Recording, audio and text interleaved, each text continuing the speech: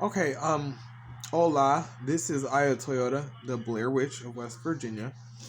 Now, this video is going to be titled something like, what all includes the underworld, what all is included within the sect of the underworld, and, why I win at my witchcraft. Um, there are witches who practice, and I'm not saying that witches don't practice adamantly and they're not proud of their craft and their spirituality. They're not real witches, because how can I possibly define what a real witch is? I'm only human. But at the same time, witchcraft is an ancient practice, and it is based off of skill and talent, and especially when you're dealing with a large coven or a large community like is on via the social media. um it has grown quite a bit, and there are people with different skill levels and people of different cultures and traditions and backgrounds. I have practiced since I was very young lots of different forms of traditional magic, and it has not been ceremonial magic. It has been simple magic, and it started out as very Wiccan based, and then eventually grew into something that was very quick and non-ceremonial. I wouldn't even cast a circle. I was just very open-minded. And what I would do is I would wait till the nighttime, and I would call on to my star goddess or other deifications, forms of deification. And I would bless, and I would ask to be consecrated. And I went through a whole bit with that where it was absolutely terrible. I had lots of issues with fitting in, because I was so antisocial, because I was so caught up in my religiosa and my magica that I did not care about anything else. And my teachers, they all said I was very intelligent. I was hyper intelligent. But I just did not care for anything other than my magic and my witchcraft. And I would sit in class and I would deviate on other ways to practice, and I would go home and practice in the smallest, most easiest way I could, because I was not exactly allowed to practice with a full esteem of religiosa or magica in my house, or have a full temple or goddess or god-based altar. But it did not stop me. I was a witch and a farmer's child. Like, I can trace my ancestry to farmers all over the United States and Alaska, Seattle, and that's kind of where I get where I hone my magic from. And when it works, and I've practiced and practiced and practiced, I don't have to do much, because it is the spirit of the witch themselves.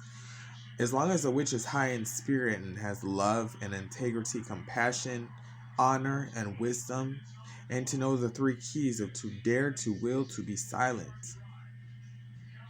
and to know, you can make anything happen and manifest. You have to be totally honest with yourself and manifest correctly. Magic is not something that you snap your fingers. Um, it takes time, it takes concentration, it takes love, it takes might, it takes spirit, it takes happiness, it takes wisdom, it takes courage, and it takes lots and lots and lots of time. And I've had people who are very prejudicial against me being a darker skinned male, saying that, there's no way I could ever be a witch. But believe it or not, there are many, and have been for thousands and thousands of eons, from Southwest Africa to the Caribbean to Brazil, and Jamaica, the islands, and even on the West Coast, especially near California and Seattle, where I had a lot of family. And eventually my craft grew to be very ceremonial, and now I set up full altar spaces. But I just wanted to come on here and say that because I just had another experience where my magic really worked, and it really helped quite a bit.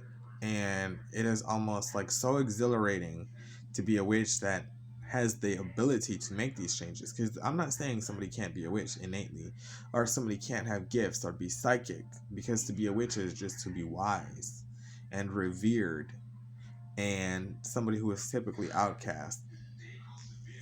I am a witch in a way that I am different. I walk my own path, a barefoot path in the triple spiral of the goddess and God. And I honor the old deities, and I love who I love. I am free. I am happy. And I believe in all of my right to freedom and to be free from oppression in all its forms. Um, I do not think of myself as a divinity. I think of myself as love of the divinity and all of its wholesomeness, its inner wholesomeness.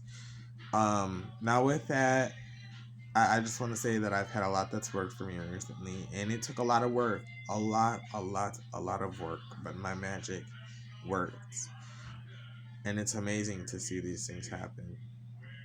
Now, another thing I wanted to kind of come on here and discuss, the underworld. People get very misunderstood about the underworld. There's many names for it. If you've worked with goddesses like Hecate or Nyx, or Haiti, or Proserpina, Persephone, then you understand how the underworld works. But there are so many names for the underworld. There is, in Arabic and Judaic myth, it is known as Sheol. In Greek and Latin myth, it is known as the underworld or Hades.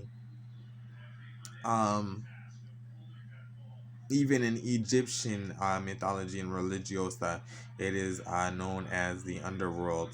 In Huna, excuse me, and island magic, it is known as the chasm of Tiki, or the chasm of Ku. There's many names for it. It is not for people who are faint-hearted, or sweet pies, because it's not what it is. It's for people deliberately looking for a way to, either they're working with the dead ceremonially, bringing back the dead, they're connecting because it's therapeutic for them, or they are looking to heal